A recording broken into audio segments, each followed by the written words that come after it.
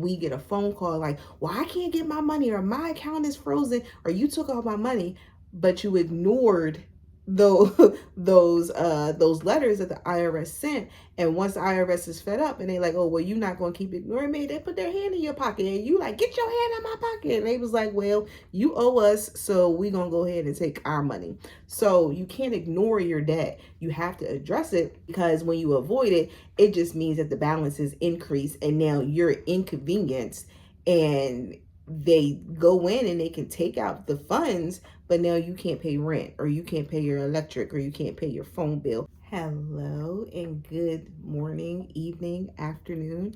Hopefully you are having a great day, or you had a great day. My name is Ashley J, and I am the Magical Sister. Which makes me so magical is the fact that I take it upon myself to ensure that I do my part in bridging the wealth gap within the Black and Brown community. But I also assist mothers with building a healthier relationship with their money, breaking those traditional, financial generational traumas that we have, that we may have, that we've picked up from childhood. But then I take that and I transition that, and I also teach children about the benefits of having a healthy relationship about money. So this is like a whole as one. But today, my goal is to dive into and start the process of overcoming unhealthy money habits so that we can feel more empowered and in control of our finances. Most of us growing up, we saw money handled in certain ways.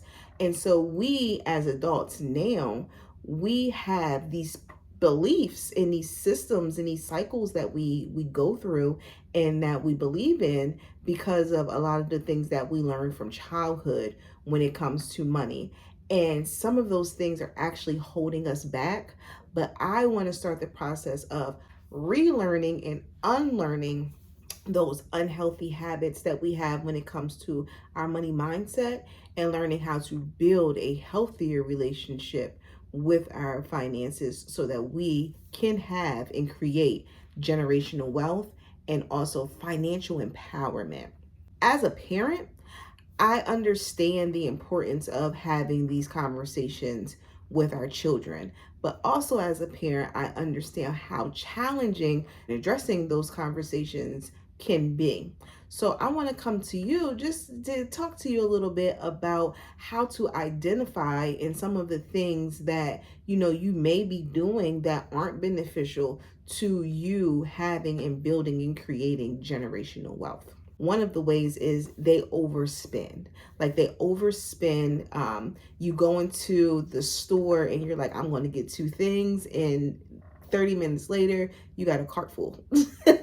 I am guilty of it, so please do not think that I am pointing my finger, because till this day, I can still go into a store with one goal in mind and come out with 100 things in my cart. And that's something that you have to actually work on, and you have to identify and address that this is a habit that you have that is hindering the growth that you want and the things that you want out of your life.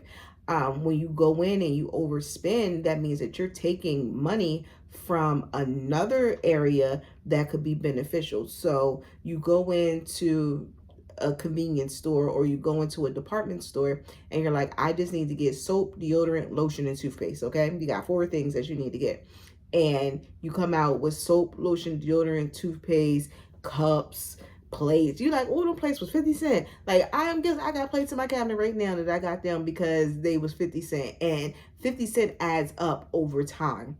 Just like you spending the 50 cents adds up over time, you saving that same 50 cents will add up over time. Another unhealthy money habit that a lot of us have is emotional spending. So this could be on the up or the down. So you can spend because you're excited. You got a new promotion, you got a raise at your job or whatever. You like, oh, I'm about to go spend because now I have more money. And yes, while you do and you are now making more money, you should still be living the same lifestyle that you previous income that you had, because you want to be able to save that extra additional money. So you don't really have extra money. You just are now making more money, but this is also money that you can now save because you know that you can live and you can sustain off of what you made and you had previously. But also on the down, let's say if you're having a bad day, or something has happened in your life and you're like, I need to go and I just need to take my mind off of it. Spending and shopping, it actually gives you the endorphins of like a natural high, so you feel better. I'll be honest, the other day I was a little down, so I went to the store and I bought me some new clothes to make me feel better. Now on the flip side, a lot of people may be like, what? But I'm a thrift shopper. So I will go to the thrift store. I will find nice stuff. I went in and I found a $80 sweater for $5.49, baby. But it still is, that gives you an endorphin of feeling really good. So you have to be mindful of how you shop emotionally, because a lot of times that stress can now impact your financial well-being. Ignoring debt. So how many people have ever gotten that yellow slip, that pink slip, that blue slip, that past due, like you need to make this payment or your services will be disconnected? Like you've gotten that and you ignore it. A lot of people, and this goes with like the IRS. Just take the IRS. Say you get a letter in the mail from the IRS and they're like, you're not getting your tax money back because you owe us. But if you call us, we will be able to set up some type of plan. And a lot of people will ignore it. Like they will ignore those letters. And the IRS sends out like 4 or 5 letters before they garnish your wages. I used to work in the garnishment department, and the goal, so there were about 25 of us on the garnishment team. Every last one of us, every single day, our goal was to touch 85 accounts. That means that 85, and the 25 of us, that means that 85 accounts per person per day got at least 4 to 5 letters prior to us putting the holds on their accounts for the garnishments. And then we get a phone call like, well, I can't get my money, or my account is frozen, or you took all my money, but you ignored those those letters that the IRS sent. And once the IRS is fed up and they like, oh, well, you're not going to keep ignoring me, they put their hand in your pocket and you like, get your hand out my pocket. And they was like, well, you owe us, so we gonna go ahead and take our money. So you can't ignore your debt. You have to address it, because when you avoid it, it just means that the balances increase and now you're inconvenienced, and they go in and they can take out the funds, but now you can't pay rent, or you can't pay your electric, or you can't pay your phone bill, or you can't put gas in your car. Like, so you have to understand that by ignoring your debt, you are actually hurting yourself in the long run. And then the last thing is not saving consistently. Now, this can be hard. I really can say that saving can be hard, because it's like you have good intentions on what you want to do, but then it's like, oh, well, I want this and I want that and I want this. But in order for you to save, you have to understand what it is that you're saving for. Especially in the day that we live in now, we don't know what's happening with our government. We don't know what's happening on a day-to-day basis. We don't know what's happening with the election. It don't matter who won the election, what will happen when whoever wins the election wins it. So we have to be open and understanding that we have to be consistent with our savings. It doesn't even have to be a lot of money that we're saving, but to start that process, it's all about mental. It's all about your mentality.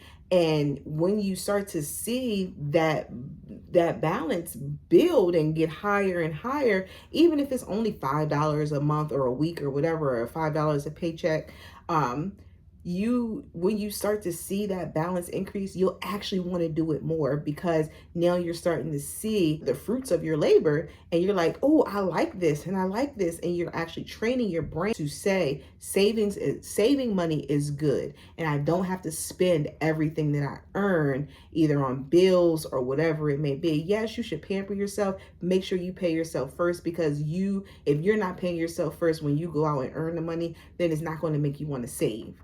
So that is something that I never tell my clients, I never tell anyone, is no, don't spend money on you. No, you should spend money on you. You should be the first one to get paid, because guess what? You go out and you earn that money, but you should also do it in a way that you're not hurting yourself.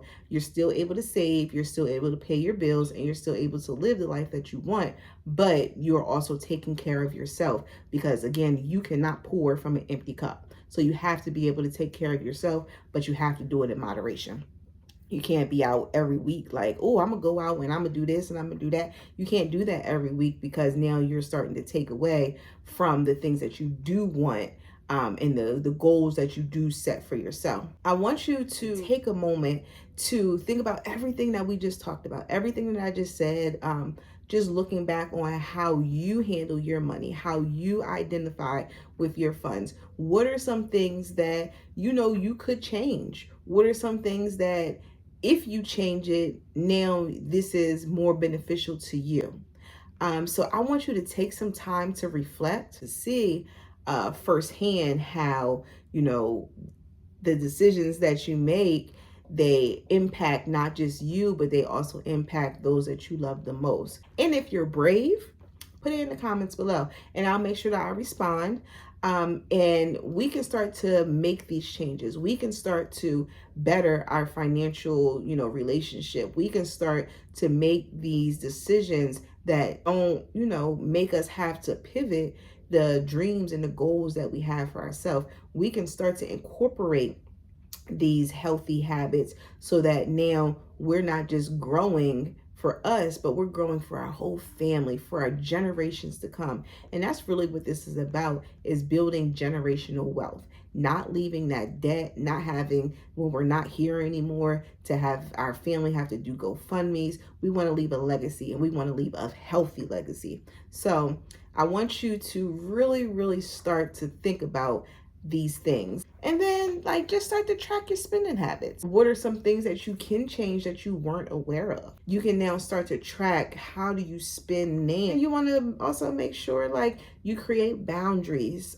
for spending. So let's say you get $100 every paycheck to be able to spend it however you want, but you can't spend more than that $100. So now you're setting boundaries, and you could say, I'm only going to spend on Thursdays, or I'm not going to shop online. I have to go into a store to purchase it, because that online shopping can get you when you could just click that buy now, and you don't got to put no card information in. You got to do that. Just click buy now, Afterpay or whatever it is, where you could break your $20 purchase up into 4. So these are things that we want to make sure that we're mindful of when it comes to how we interact and how we deal with our money. And then I want you to start to focus on building a positive mindset.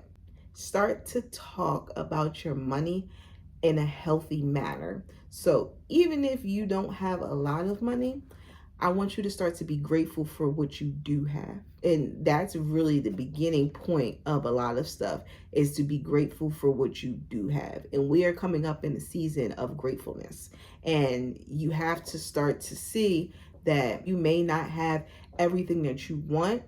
If you have clothes, if you have electricity, if you have food, water, shelter, even if it's a shared accommodation, even if you're living with someone else, you still have these resources, and you still have this stuff, and you still have to be grateful that you do have. And you have to be grateful that you woke up this morning, because a lot of people did not.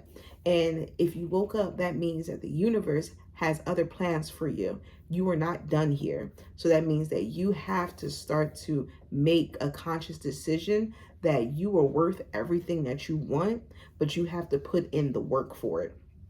And again, that's developing, the work could be developing a simple savings plan. So now you work on your spending habits, but now you just work on the savings plan. So you remember how I said the 50 cent, I spent the 50 cent on the plates, but that 50 cent in the savings account can also grow. And yeah, it's not a lot of money, but something small. Every 2 weeks, you get paid every 2 weeks. Every 2 weeks, I'm going to spend. I have $100 to spend, but I'm going to save $10. So now you think about that. You're spending 100, but you're saving 10. You have to start small. And I never will tell you don't purchase stuff that makes you happy, because if you don't, then you're going to resent a budget, you're going to resent savings, you're going to resent all of that, and you're going to go back to those unhealthy habits, that overspending, that emotional spending, that avoiding debt. But when you're able to have fun still with the funds that you do earn and that you do have coming in, you now are happier to save that money and save it when you see that you can still spend it. So make sure that you set those clear goals. Make sure that you set a plan, you create a plan, you have a purpose for your money, because again, that will help with curbing those unhealthy spending habits, the debt avoidance, and all of everything that we talked about before. So be specific. What is it that you want? So instead of saying, I want to save money, how much money do you want to save? When do you want to save that money by? Why do you want to save that money? What's the money for? Like, are these real? Is it realistic? If you're saying, let's say you make 50,000 a year and you're like, I want to save 1 million by the end of the year. Well, either you're going to have to get a hell of a side hustle, or you're going to have to make some changes to your employment, or you're going to have to reevaluate what are the goals that you have for yourself. So you really have to set those SMART goals. And that's something that I talk about a lot, is SMART goals, which is specific, the S, measurable, the M, achievable, the A, realistic, the R, and T is timely. So you have to be able to set these SMART goals, especially when it comes to your money, your spending, your savings, your budgeting. You have to be realistic when it comes to that. And I'm going to do a lot more topics like this to come to you, to give you more information so that you can start to heal your current relationship with money. And I'm not saying everybody has an unhealthy relationship with money, but in the world that we live in today, there are a lot more people who are living, it's not even paycheck to paycheck anymore. Over 70% of working adults in America live paycheck to Monday. So that means you get paid on Friday, and by Monday you have no money. So we have to start to change that. These are things that we have to heal. These are things that we have to identify with. And if this is you, you have to see, like I said, 70%. So that means that you are not alone. Like, you're not alone in this aspect. So we have to overcome that fear of us doing this by ourselves and see that these are things and these are topics and these are, actions that we need to start to take, because we can't live paycheck to Monday anymore. It's not working. The groceries are expensive. Gas is starting to come back down because summertime is over, but everything else is expensive. The interest that you're getting charged on your credit card, the interest that you're being charged on your loan, or whatever you may have, like, that interest is starting to increase because of the things that are happening in our society today, and you have to be prepared.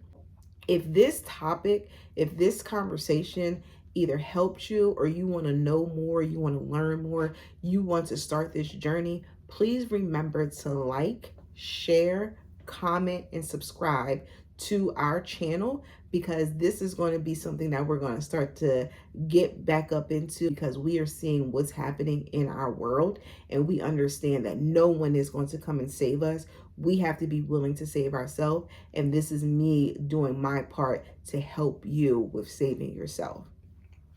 So again, remember, overcoming your money habits is a journey. It's not something that you're going to do overnight. This is a journey. It didn't take you overnight to get here. Please do not expect to have a healthy money relationship tomorrow, because that's not how it happens. It's a mindset. And we all know that it usually takes 21 days to form a new habit. So you have to be willing to put in the work. And yes, it's hard to stay consistent, especially in the world of procrastination, but this is something that we have to do for ourselves so that we can have the longevity in the life that we want. All right. So again, don't forget, if this topic, if this discussion was something that interests you or you want to learn more, please like, share, subscribe to our channel. You can also find some more stuff that we have available on our website, which is realurban.com. I'll put all of that stuff in the description below. You can click the link. You can see everything that we have available. We have things to help you with your budget. We have things to help you with talking to your children. We have coloring books. We have all kinds of stuff that we have available. We have shirts. So we have all kinds of stuff that is available for you to keep you going and keep that motivation on building a healthier relationship with your money. But you have to understand that you have to put in that work too. We can give you all of the tools and the resources, but if you are not putting in the work, then it's not going to be fruitful, it's not going to multiply, and it's not going to go anywhere. So that's all I have for you today. I hope that you have a great day. I hope that it's prosperous, and I hope that you know that everything that you want, you are worth it. You just have to put in the work to get it. And don't forget, subscribe. Ding. All right, guys.